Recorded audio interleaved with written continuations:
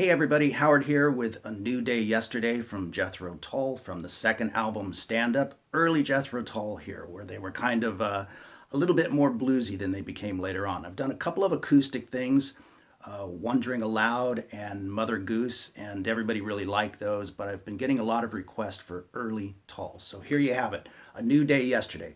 I'm in standard tuning, nothing special here. A nice kind of not over-the-top distortion.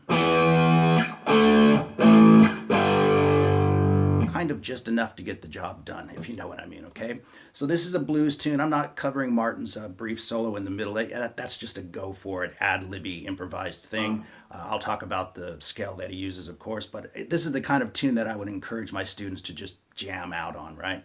So anyway, let's start with the opening riff. You want to play it a little bit quieter. You might even back off a little bit if you want to, but it's played like so.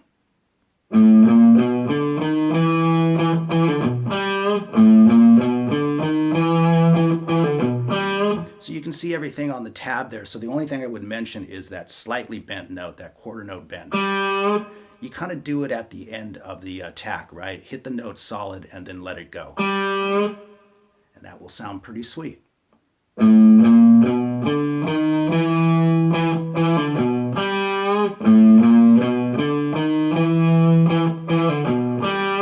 Now, there's a bit of layering of the guitars going on here. So the way I played it on the demo out the gate is kind of moshing the parts together. But if you want, once it kicks in, you can just play that riff.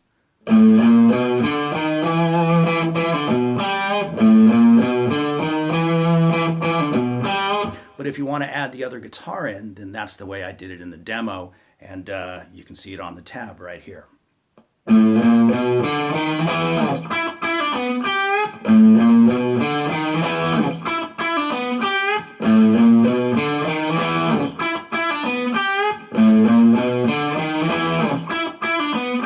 So all I'm doing is adding that power chord, of course. Kind of slide off it a little bit and then play that lick an octave higher. But the approach is exactly the same. Wait a little bit before you do that quarter note bend.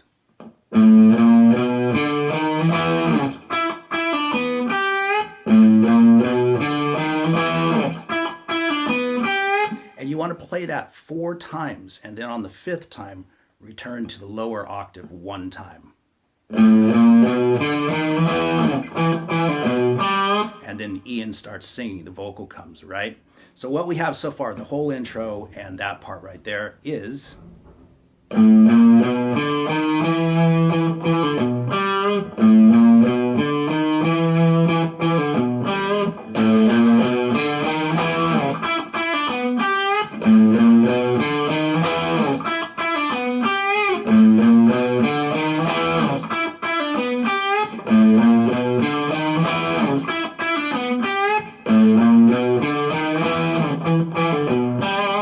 And then we have this. All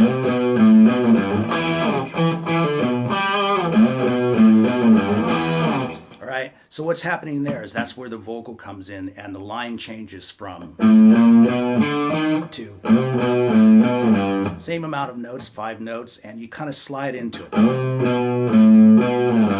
And again, if you just want to play the riff without the power chord, without adding that second guitar part in there, you can play it like this. Just hit your open E string at the end and then play the... So you would have...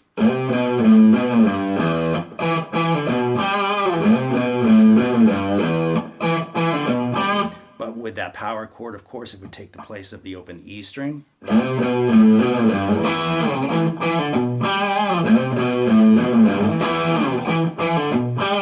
And that sounds pretty cool, right? You do that 4 times, and then sort of like the other part on the last one, it leads into the next section. So you go... And it leads into the power chords. The power chords are really simple. We've got A, E, C, back to E, G, A again, C again. So starting from where the vocal comes in, we would have this.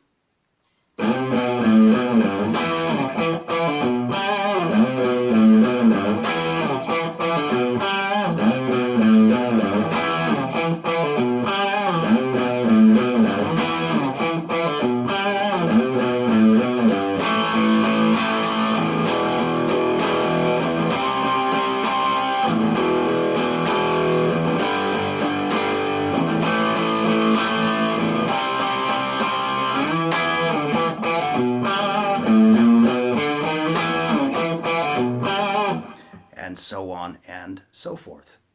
So a couple of notes here. During the guitar solo, they're just kind of jamming out on a pedal tone E, right? If you want to play something underneath that, if you don't fancy playing the lead or you're just being the rhythm guy for another guy,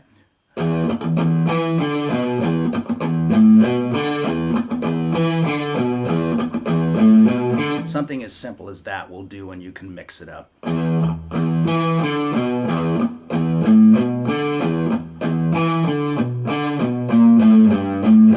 Just hanging with that E blues scale is perfectly fine. And again, as I said out the gate, this is the kind of tune that I would just encourage my students to jam out on. That's basically what Martin's doing, right? He's just kind of going for it. Probably never playing the same thing every night. But you just want to hang with that E minor pentatonic scale. And just play some crazy cool stuff.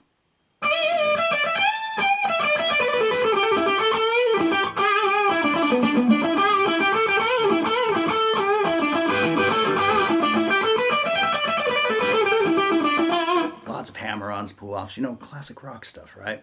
Okay, so let's talk about the ending of the song and what happens there, okay? First, I'll go ahead and play it. They come off of the chorus, but they do this cool little loop, okay?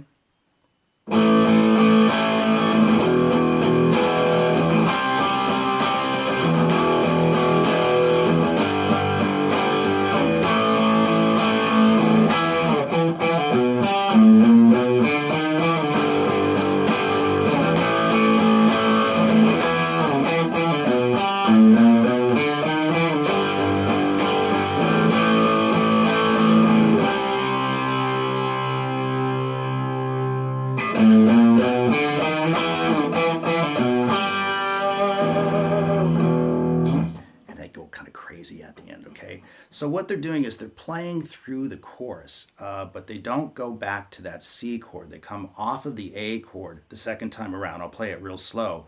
And they go into that part of the riff. So if I do the whole thing slowly, it'll be just like this.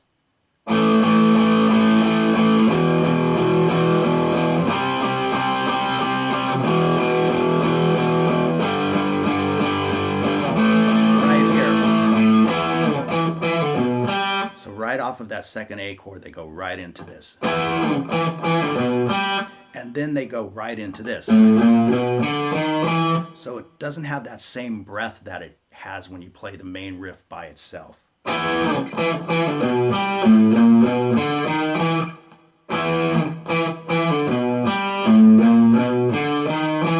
Then they go back to G and they do it again.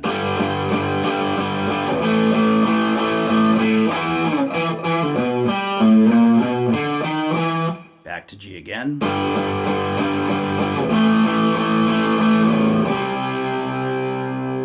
They hang out on C for a while, and then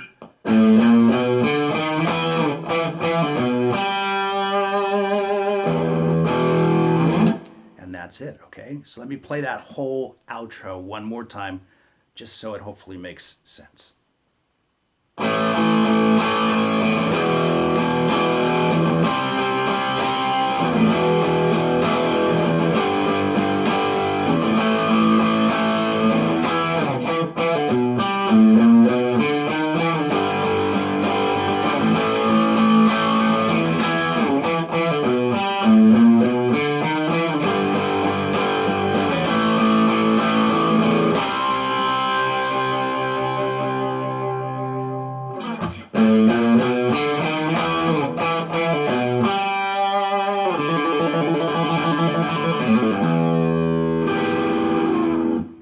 Something like that.